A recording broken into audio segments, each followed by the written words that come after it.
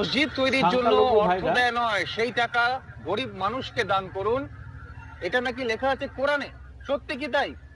বাবরি মসজিদ করে ধর্মের নামে বিভাজন করে কিছু টাকা তুলে নিচ্ছে মধ্যখান থেকে মানুষকে বোকা বানিয়ে। এক পয়সাও দেবেন না, গরিব মানুষকে সাহায্য করুন। কোরআনে লেখা রয়েছে, কোরআনে লেখা রয়েছে, কোরআনে লেখা রয়েছে। এ এক ধরনের কোরআন অপমান করছে।